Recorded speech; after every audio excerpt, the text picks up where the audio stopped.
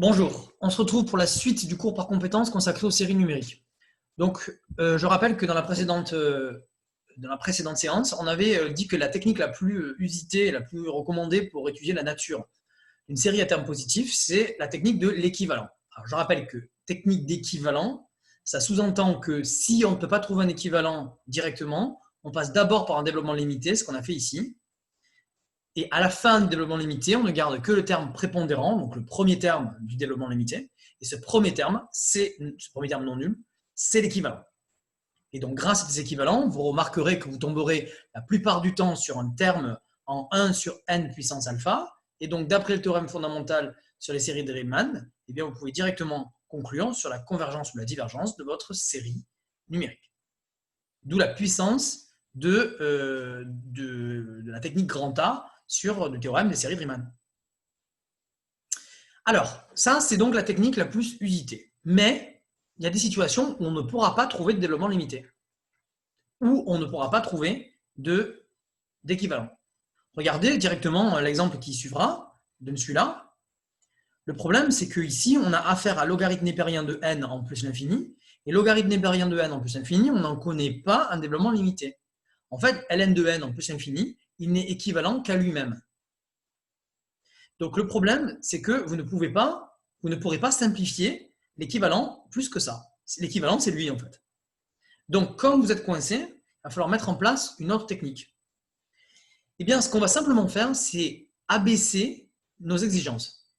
L'équivalent, c'est une exigence qui est énorme parce que l'équivalent, il vous donne à la fois une minoration et une majoration. Parce que quand vous dites qu'un rapport tend vers 1, ça veut dire que, comme je vous ai dit, quand UN est équivalent à Vn, ça signifie que UN est un grand taux de Vn et que Vn est un grand taux de UN. Autrement dit, l'un est dominé par l'autre et l'autre est dominé par l'un. Donc c'est très fort l'équivalent. Si on ne peut pas faire d'équivalent, on abaisse nos exigences.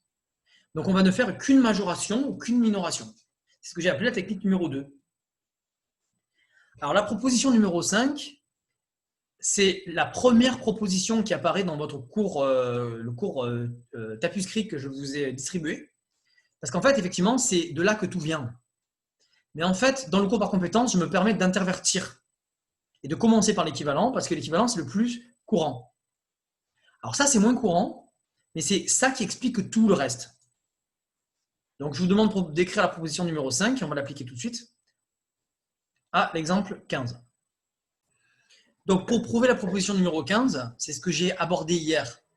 En fait, ce qui est quand même assez surprenant, c'est que simplement en majorant le terme général par le terme général d'une série convergente, alors la série de termes général UN converge. Quand on étudie, on a fait le chapitre sur les suites, vous vous rappelez que majorer une suite, ça ne suffit pas à démontrer qu'elle converge. Mais là, ça marche d'après ce que j'avais dit au départ, à savoir que puisque UN est positive, alors la suite des sommes partielles est croissante. Et donc, puisque la suite des sommes partielles est croissante, et qu'ici, on va pouvoir majorer la suite des sommes partielles de UN par la suite des sommes partielles de Vn, qui elles-mêmes convergent, alors vous allez dire que vous allez majorer la suite des sommes partielles croissantes par une suite convergente. Ça y est. Puisque ça veut dire que si elle est majorée par une suite convergente, alors elle est bornée. Donc elle est croissante et bornée, donc elle converge. Voyez le truc, comme c'est fort. Tout ça parce qu'on a affaire à des séries positives. Donc c'est assez génial parce que pour l'exemple numéro 15, vous n'avez qu'à majorer ce truc-là. Si vous arrivez à le majorer par le terme général d'une série convergente, vous avez fini. Donc, pour l'exemple numéro 15, comment est-ce qu'on va procéder ? La première méthode, c'est de proposer donc une minoration du logarithme népérien. Je rappelle donc que c'est bien une minoration du logarithme népérien qu'il faut faire parce qu'on veut majorer le quotient. Donc, puisqu'on veut majorer le quotient et comme comme on a un dénominateur, comme on a un inverse, en fait, ce qu'il faut, c'est donc bien minorer le dénominateur pour majorer UN. Donc, première proposition qui a été faite, c'est de minorer le logarithme népérien à partir de 3 par 1. Ce qui donne comme majoration UN est plus petit que 1 sur n racine de n. Donc, on repère ici un terme de Riemann. Donc, on conclut en disant qu'à partir de n égale 3, on obtient ici une série qui est convergente, puisque 3,5 est plus grand que 1. Donc, l'argument, il faudra le donner par majoration. Ce n'est pas par équivalent ici. Par majoration, la série des UN converge. UN étant une série positive pour n supérieur ou égal à 3. Donc, pas besoin de faire de disjonction de cas. À partir du moment où la série pour n supérieur ou égal à 3 converge, vous en concluez tout de suite que la série des UN converge pour n supérieur ou égal à 1. D'accord? Donc, on peut le rajouter si on le souhaite. La série des UN converge avec n supérieur ou égal à 1. Pourquoi? Parce qu'on ajoute deux termes finis. Donc, la convergence n'est pas modifiée, la nature n'est pas modifiée. Par contre, oui, attention, la valeur de la somme est modifiée. Si on arrivait à calculer la somme de n égale 3 plus l'infini de un, on obtiendrait la somme de n égale 1 à plus l'infini de un, mais moins les deux premiers termes, moins u1, moins u2. Alors, on a eu aussi une discussion en privé, mais que je discute avec vous. Là, le truc, c'est qu'on a proposé une majoration de un par 1 sur n racine de n. Il a été proposé par certains d'entre vous de continuer à majorer, puisque peut-être des gens n'aiment pas les racines carrées, donc ils se sont dit, bon, allez, la racine m'embête, allez, je majore encore. Et ce qui va se passer, c'est que si on minore le racine de n par 1, on va se retrouver par un majoré par 1 sur n. Or, 1 sur n est le terme général d'une série divergente, donc on majore par du divergent, donc on ne peut pas conclure. Et en fait, quand la notion de majoration, c'est une technique qui est omniprésente en mathématiques. Et pas qu'en mathématiques. C'est une technique qui est omniprésente en sciences, parce que lorsque on a affaire à un objet arithmétique, analytique, qu'on ne sait pas manipuler, qu'est-ce qu'on fait? On essaie de l'encadrer. On essaie de l'approcher, c'est ce qu'on fait en informatique. On essaie d'approcher les objets qui ne sont pas exprimables par des fonctions usuelles, par des fonctions usuelles. Donc, majoration, minoration, équivalent, enfin plein de choses. C'est ce qu'on est en train de faire ici. Quand vous majorez un objet, l'équivalent, l'avantage, c'est que vous allez tous obtenir la même réponse. Donc, en fait, il n'y a pas de doute. Vous obtiendrez tous le même équivalent si vous connaissez vos développements limités. Par contre, pour les majorants, vous allez pouvoir obtenir tous des majorants différents. Eh bien, celui qui aura le majorant le plus précis sera le plus puissant. Mais souvent, quand on majore le majorant, puis on remajore le nouveau majorant, on majore, jusqu'à ce qu'on obtienne un terme qui nous plaise. Si vous allez trop loin, eh bien, vous allez vous retrouver avec un majorant qui va vous permettre d'appliquer une certaine batterie de théorèmes, mais moins de théorèmes que celui qui aura mieux majoré que vous, celui qui se sera arrêté avant dans la suite des majorations. Plus vous majorez, moins vous êtes fort. Plus vous perdez d'outils. Jusqu'au moment où vous allez majorer par l'infini. Donc, par exemple, si vous minorez n racine de n par 0, vous avez le droit, hein, ben vous allez vous retrouver avec un majoré par 1 sur 0. Donc, en fait, vous majorez un par plus infini. Ben, vous avez raison, vous avez le droit d'écrire ça. Hein. Mais là, vous pouvez appliquer 0 théorème. Vous êtes devenu impotent.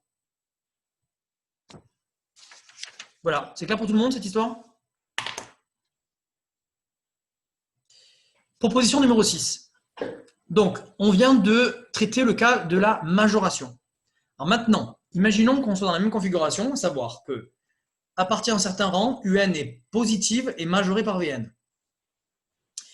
Évidemment que cette fois, si on veut utiliser une technique de minoration, il va falloir supposer que la série des un, donc la série minorée, diverge. Et dans ce cas-là, par minoration, par le terme général d'une série divergente, la série minorée sera aussi divergente. Donc, on obtient ici un théorème qui est parallèle au premier et qui vous donne une condition de divergence qui est un petit peu plus forte que la divergence grossière d'ailleurs. Donc, exemple numéro 16, allez-y.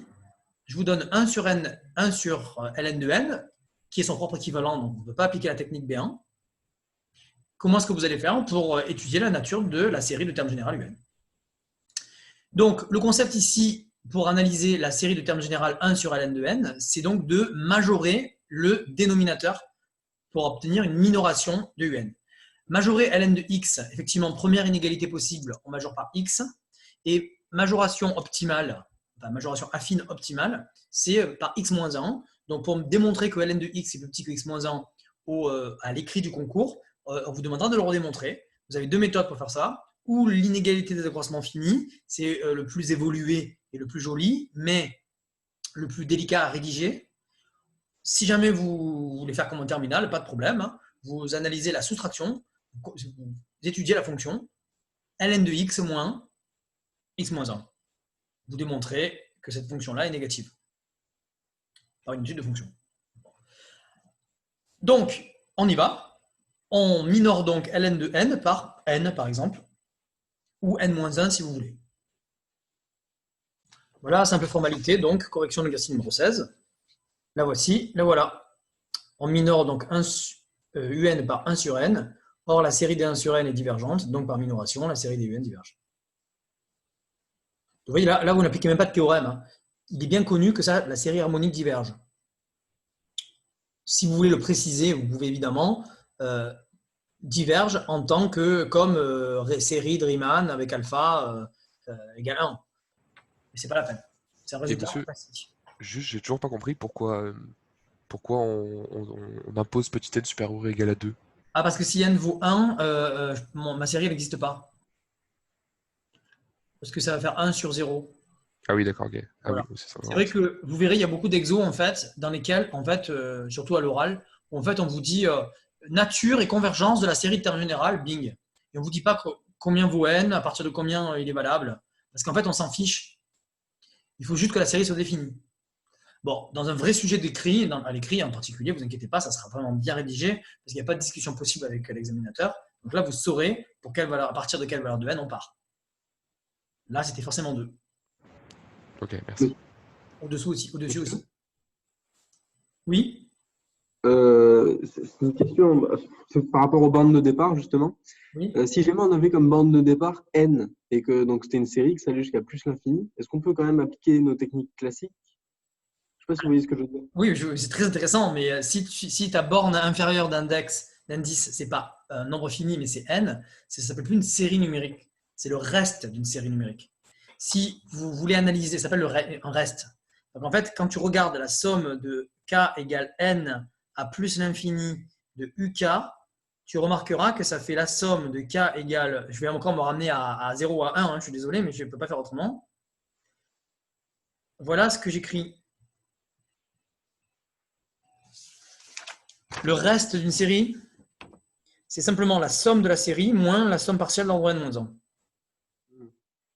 Autrement dit, si un jour tu devais étudier ce genre d'objet, tu serais obligé d'abord de vérifier que pour que ça ait un sens, il faut déjà que la somme existe.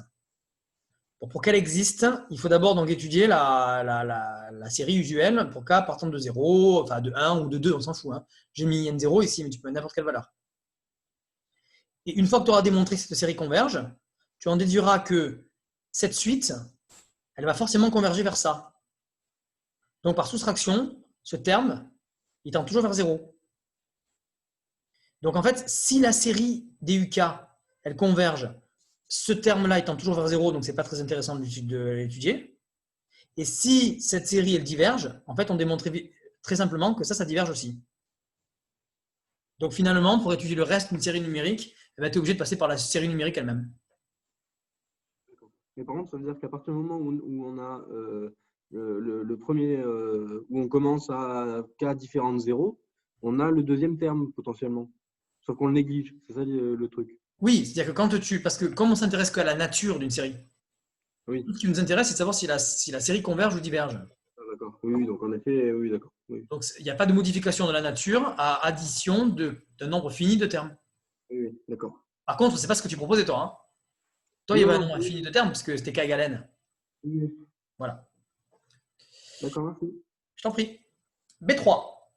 Alors, B3, c'est un critère assez pratique, assez classique, mais qui en fait n'est rien d'autre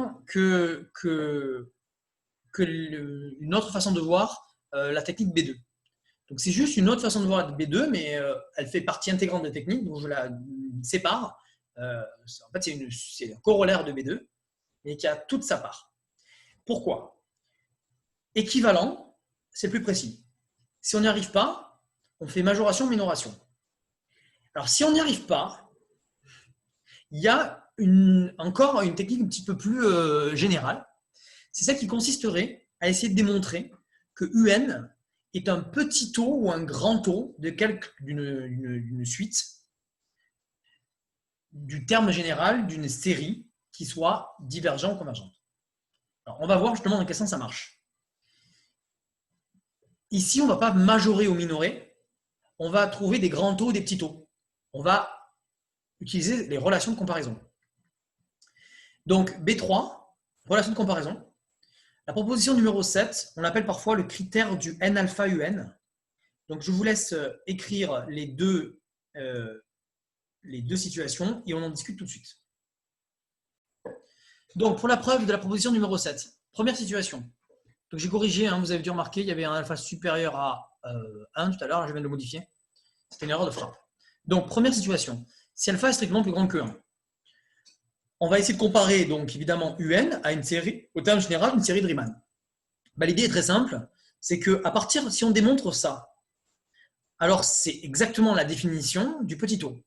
Ça dit que UN, il est négligeable devant 1 sur n puissance alpha, puisque le rapport de UN par 1 sur n puissance alpha, qui vaut n alpha UN, tend bien vers 0. Conclusion, UN, il est négligeable devant le terme général d'une série convergente, puisqu'alpha est plus grand que 1. Donc, par majoration, la série des UN converge.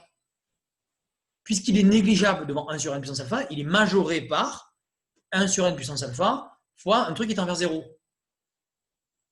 Donc, je vous ferai remarquer que si on avait un grand taux, on pourrait conclure aussi. Hein. Si vous démontrez, je ne l'ai pas mis dans le critère, mais si vous démontrez que n alpha UN est borné, vous pouvez aussi conclure sur la convergence de la série numérique. Évidemment, lorsqu'alpha est inférieur ou égal à 1, cette fois, on est dans le cas où on va avoir des séries de Riemann divergentes, donc on va être dans le cadre de la minoration.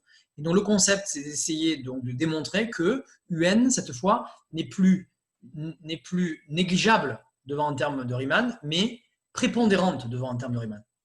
Pour ça, eh bien, on écrit simplement cette hypothèse-là, qui signifie que 1 sur n puissance alpha est un petit taux de UN, et donc par minoration, la série des UN diverge.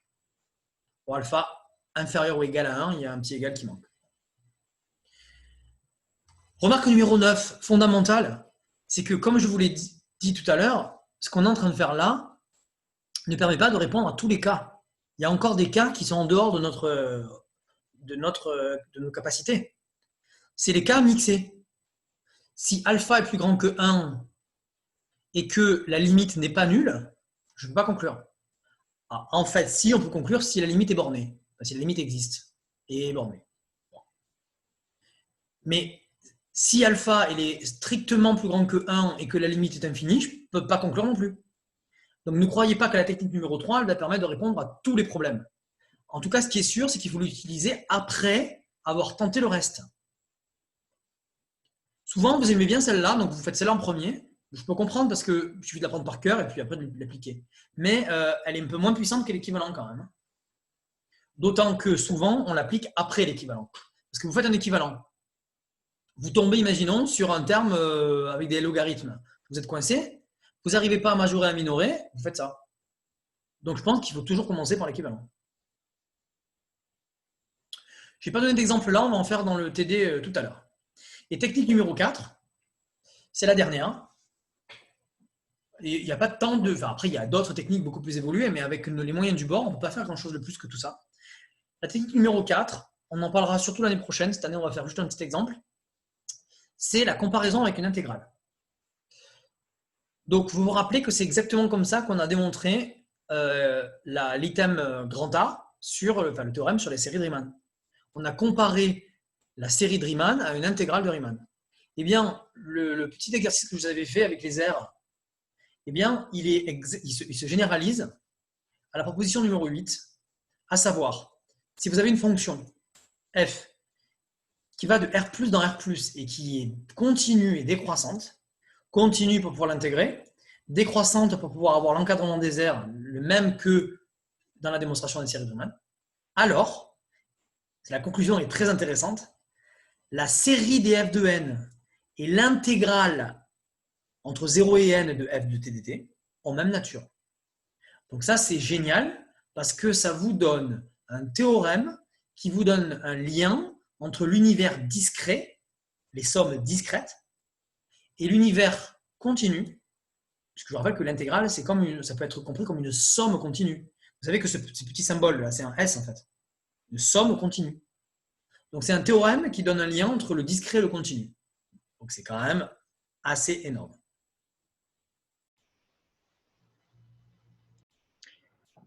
Je termine cette séance par un petit exercice bilan qui permet de travailler toutes les théories et toutes les compétences qu'on a introduites précédemment. Alors, voilà l'idée de l'exercice.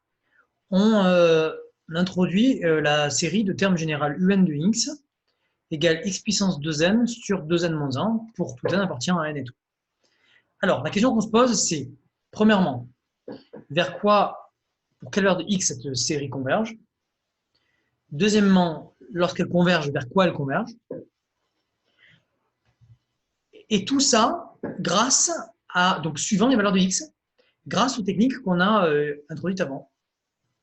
Alors, la première question est très large. On vous demande d'étudier la nature de la série, en fait, suivant la valeur de x. Donc, pour étudier la nature, moi, ce que je vous conseille, c'est de toujours commencer par la divergence grossière, parce qu'elle vous permet de savoir sur quel intervalle ou quelle réunion d'intervalle la série diverge grossièrement et donc n'est pas intéressante à étudier. Donc ici, ça se traite assez facilement. Vous pouvez mettre sur pause si vous voulez faire l'exercice. Sinon, voici la correction. Lorsque x est strictement plus grand que 1 ou plus petit que moins 1, évidemment, ce qui se passe, c'est qu'ici, on a une suite géométrique qui diverge plus vite que 2n-1. Ainsi, la suite un de x pour x strictement plus grand que 1 ou plus petit que moins 1 ne tend pas vers 0. Elle tend vers plus l'infini. Ainsi, on a une divergence grossière de la série. Donc, il reste à travailler sur moins 1 fermé. Alors, commençons d'abord par regarder ce qui se passe sur moins 1 ouvert. Ceux qui sont un petit peu aguerris, qui connaissent déjà un petit peu les séries entières, savent qu'on est en train de trouver le disque de convergence. Et au bord du disque de convergence, donc ici en moins 1 et en 1, il peut se passer tout et n'importe quoi. On ne peut pas conclure simplement. Il faut faire une étude plus fine. Alors, on va commencer par l'étude à l'intérieur du disque de convergence, donc pour x entre moins 1 et 1 ouvert. Donc, ce qui se passe dans ce cas-là, c'est qu'on peut utiliser donc, le critère de notre choix. Alors, le critère d'équivalence, pourquoi pas, mais il va nous mener nulle part puisqu'on va garder le x puissance 2n, qui n'est pas un terme inclus dans le théorème de Riemann. Donc, on va tenter une minoration et une majoration. Donc, ben voilà, la majoration que je propose est extrêmement large. Je minore 2n-1 par 1, et donc on majore un de x par x puissance 2n, terme général d'une série géométrique convergente, puisqu'on est entre moins 1 et 1, ouvert. Ainsi, par majoration de termes positifs, la série du terme général un de x converge. Là, on n'a pas signalé, mais évidemment, le un de x, c'est un terme positif. Hein. Donc, on est bien dans le cadre des critères de série positive. Donc, immédiatement, par majoration, on a démontré la convergence de la série sur moins 1. On peut utiliser aussi le critère du n alpha un si vous le souhaitez. Voilà, je l'ai présenté ici. J'ai pris n carré un égale, et donc un égal, c'est pas un sigma, excusez-moi, c'est un équivalent, là, un équivalent. Et bien dans ce cas-là, on a deux termes équivalents. Ici, on a un terme qui tendra vers 0 lorsque n tendra vers l'infini. Donc, on peut appliquer effectivement le critère du n alpha un et conclure sur la convergence de la série. Je vous recommande pour ce genre d'exemple une majoration, c'est plus simple. N'oublions pas qu'on n'a pas traité encore x égale plus ou moins 1. Dans ce cas-là, c'est le critère d'équivalence qui va l'emporter, puisque le terme un de x va être équivalent à un terme de Riemann, terme général de la série harmonique, donc série divergente. Voilà, conclusion. La série du terme général un de x converge si et seulement si x est entre moins 1 et 1 ouvert. Deuxième étape, on va essayer d'exprimer, de reconnaître ici une intégrale. Alors pourquoi? Parce qu'on repère de près ou de loin le terme général d'un développement limité. Alors si on avait le moins 1 puissance n en facteur, eh bien on aurait une arctangente à un x près. Comme on n'a pas le moins 1 puissance n, comme en sup on n'introduit pas encore les fonctions hyperboliques, eh bien on ne connaît pas, on ne sait pas reconnaître en voyant ça, la partie régulière d'un développement limité. Donc pour s'en sortir, eh bien on va passer par raisonnement intégral. Donc on va écrire ça comme une intégrale. Et on va démontrer que pour tout x sur le disque ouvert de convergence, on a une relation de ce type-là qui remplace aisément Taylor avec reste intégrale, puisque vous repérez ici une série Taylor, une fonction, et ici le reste intégral. Alors qui n'est pas exactement le reste qui n'est pas sous la forme du reste de Lagrange, du reste de Taylor avec reste intégrale. Pour ce faire, eh bien voilà la démonstration. Vous pouvez la regarder tranquillement si vous le souhaitez. Je détaille les points essentiels. D'après le théorème fondamental de l'analyse, il est facile de démontrer que cette fonction, c'est la primitive de x puissance 2n de k qui s'annule en 0 et donc qui s'exprime comme l'intégrale entre 0 et x de t puissance de k dt. On applique ensuite la linéarité de l'intégrale. On repère une somme géométrique. On exprime cette somme géométrique. On scinde la fraction en deux. On réutilise la linéarité de l'intégrale. Et on est presque au résultat, puisqu'on voit apparaître ici le terme exactement demandé. Il reste à calculer cette intégrale par une technique classique de décomposition en éléments simples, présentée ici, qui vous donne le résultat attendu. Pour ceux qui s'y connaissent, ça c'est la fonction arcth. Donc c'est la fonction argument tangente hyperbolique, la fonction réciproque de la tangente hyperbolique. Alors, ensuite, pour terminer, on va évidemment essayer de démontrer que cette somme partielle converge vers cette fonction. Pour ce faire, on va démontrer que le reste intégral tend vers 0. Et pour ça, eh bien, on va procéder évidemment par majoration. Donc là, il y a deux manières de faire. Ou vous minorez le dénominateur, ou vous majorez le numérateur. À vous de voir. Si vous minorez le dénominateur, vous faites comme moi. Vous vous retrouvez avec cette majoration-là qui vous permet de, par croissance de l'intégrale, de majorer in de x par cette intégrale-ci qui va tendre vers 0 lorsque x est entre 0 et 1, pour n dans le nombre d'infini. Si vous voulez majorer le numérateur, vous allez majorer le x puissance 2n plus 2, le t puissance 2n plus 2, par x puissance 2n plus 2. Vous allez sortir le x puissance 2n plus 2 de l'intégrale, et vous allez vous retrouver avec l'intégrale entre 0 et x de 1 sur 1 moins t carré qu'on a calculé avant, donc qui finit. Et donc, vous allez vous retrouver avec un terme qui tend vers 0 fois un nombre fini. Donc, conclure de même sur le fait que on a pu majorer n de x par une suite qui tend vers 0 lorsque n tend vers l'infini. On n'oublie pas de minorer aussi l'intégrale par positivité de l'intégrale. Je rappelle que la positivité de l'intégrale, c'est de dire que si l'intégrand est positif et si on intègre sur un segment, alors l'intégrale, la valeur de l'intégrale est positive. C'est un corollaire de la croissance de l'intégrale. Et on peut appliquer le théorème d'encadrement, qu'on appelle aussi théorème des gendarmes. On a minoré in par 0 et on l'a majoré par une suite qui tend vers 0, donc la suite tend vers 0. Qu'est-ce qu'on vient de démontrer? On vient de démontrer que donc la somme partielle ici tend vers la fonction. Donc on vient de démontrer cette somme infinie est égale à une fonction. Et pour revenir à un, eh bien, il suffit de faire un petit ajustement de puissance. Donc on fait apparaître la puissance ici 2n-1 pour avoir une corrélation, enfin une égalité avec le dénominateur, en factorisant par x. Puisqu'ici, ça fait x puissance 2n. On sort le x de la somme infinie. On fait une translation d'indice, j'ai passé une étape ici. On a bien x puissance impair sur un impair. On retombe donc sur la somme d'avant pour n partant de 0 jusqu'à plus l'infini. Et donc, en multipliant par x, on obtient ce résultat. Je vous rappelle qu'on a démontré uniquement ce résultat pour x entre 0 et 1. Pour démontrer ce résultat sur moins 1, 0, on peut invoquer un argument de parité. En effet, observez que cette fonction est paire, cette fonction est paire. Donc, leur égalité sur 0, 1 implique leur égalité sur moins 1, 0. D'où l'égalité finale attendue qui vous permet d'obtenir un nouveau développement en série entière, ce qu'on appellera comme ça l'année prochaine, qui est en lien avec les fonctions hyperboliques.